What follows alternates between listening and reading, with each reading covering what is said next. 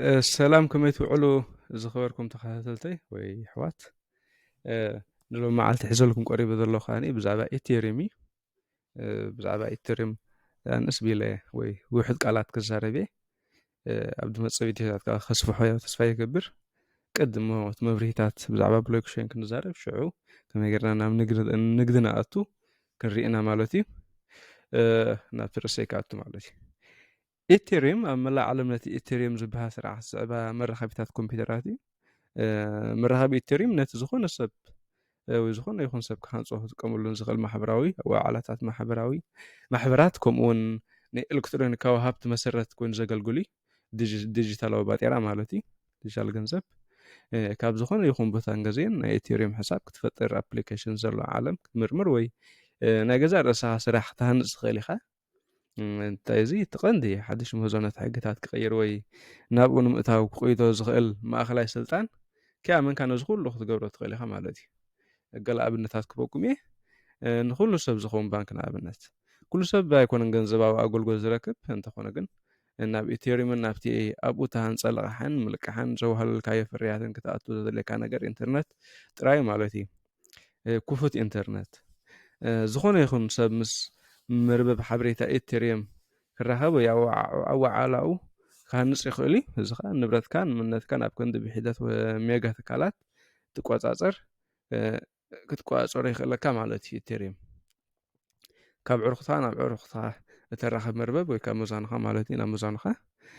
ኢቴሪየም ንኤሌክትሮኒካዊ ንብረት ብቐጥታ ምስ ካልኦት ከተተሓዞም ስምዓት ክትገብር ወይ ከተመሓልፍ ይኽእለካ ኣብ ማእኸላይ ክትውከል የድልየካኒ ማለት እዩ ወይ መንግስቲ ወይ ባንኪ ማለት እዩ ታይዳ ባዕልኻ ወናኒ ማለት እዩ ተፃዋርነት ሳንቲም ከመይ እዩ ንኢቴሪየም ዝቆፃፀሮ መንግስቲ ዝኾነ ይኹን ኩባንያ የልቦን ካብ ቤት ማእሰርቲ ምውፃእ ዝኾነ ይኹን ሰብ ክፍሊት ንኸይትቕበል ወይ ኣብ ኢቴሪየም ኣገልግሎት ንኸይትጥቀም ክዓክተካ ዳርጋ ይክእል ማለት እዩ ውሕስነት ንግዲ እንታይ እዩ ዓማዊል ነቲ እተሰማምዕሉ እንተሂብካዮም ጥራይኤትካ ከም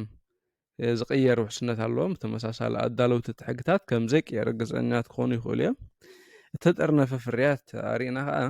ኩሉ ኣፕሊኬሽን ኣብ ሓደ ብሎክቸይን ይስራሕ እዚ ከዓ ንሓድሕዱ ከም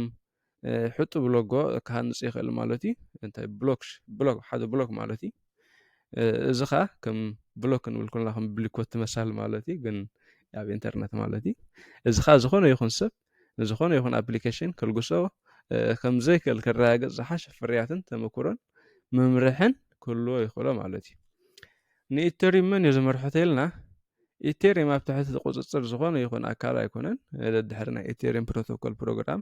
ዝንቀሳቐሱን ከምኡ ውን ነቲ ኢቴሪየም ብሎክቸይን ዝወስኽካሉ እተራኸባ ኮምፒውተራት ኣብ ዝህልዋሉ እዋን እዩ ዘሎ ማለት እዩ እንታይ እዚ ነፍሲ ወከፍ እዞም ኮምፒውተራት እዚኣተን ኖት ተባሂለን እየን ዝፍለጣ ነቲ ኤስቲ መበቆል ኢቴሪየም ኣብ ሓደጋ ክትእትዎ ዘለካ መርበብ ሓበሬታ ምዕቃብ ምእንቲ ክትሳተፍ ዝኾነ ይኹን ሰብ ክመርሖ ይኽእል እዩ ዝኾነ ይኹን 32 ኢቴሪየም ዘሎ ሰብ ፍቓድ ከየድልየ ነዚ ክገብር ይኽእል እዩ 32 ኢቴሪየም ምውናን የድልየካኒ እንታይ ዳ ወላ ብ10 ወላ ብ5 ኢሮ ወላ ዶላር ይኹን ክትገዝእ ትኽእል ኢኻ ኢቴሪየም ክትውንን ትኽእል ኢኻ እንታይ እዩ ግን ንክትሳተፍ እዩ ዝብል ዘሎ እዚ ኣብቲ ኢቴሪየም ነትወርክ እዚ ዝኾነ ብኤክስቼንጅ ኣብ ዝመፅእ ቪድዮ ክገልፀልኩም እየ ኤክስቼንጅ እንታይ ምዃኑ ከመይ ጌርና ንገዝእ ክርአኩም እየ ግን ብኤክስቼንጅ ጌርካ ግን ሕሱር ክትገዝእ ትኽእል ኢኻ ማለት እዩ እቲ ናይ ኢቴሪየም ምንጪ ኮድ እውን ከይተረፈ ብሓደ ኣካል ኣይኮነ ዝዳሎ ዝኾነ ይኹን ሰብ ኣብቲ ውዕል ለውጢ ክገብር ሓሳብ ክህብን ብዛዕባ ምምሕያሻት ክመያጥን ይኽእል እዩ ብርእስን ዝመሓደራዊ ውድባት ብዝተፈላለየ ናይ ፕሮግራም ቋንቋታት ዝዳልዎ ዝተፈላለየ መምርሒታት ኢቴሪየም ኣሎ መብዛሕትኡ ግዜ ድማ ብጎዶ የዝህነፅ ንማሕበረሰብ ወፊያ ንክገብር ድማ የተባብዕ እንታይ እዚ ብዛዕባ ሕፅር ዝበለ ብዛዕባ ኢቴሪየም ኢቴሪየም ስማርት ኮንትራክት ኣፕሊኬሽናት ከዓ ንክስርሑ የተባብዕ ማለት እዩ ንኩሉ ዘገልግል ኢቴሪየም ወናኒኡ ከዓኒ ቪታሊክ ቡቴሪን እዩ ግን ዲሰንትራላይዝ ዳርጋ ኮይኑ ብዝሓለፈ ኣፕዴት ያ ንሎሚ እዚ ይመስል ግን ኣብ ዝመፅእ ክሳብ ንራኸብ ስፍሕ ዘለመ ምፍረኻ ክሳብ ዝሪአኩም ዝሓንቆኒ እዩ እንተ ዝኾነ ሕቶ ሃልይኩም ከዓ ኣብዚ ኮመንት ሕቶትና ማለት እዩ ቻው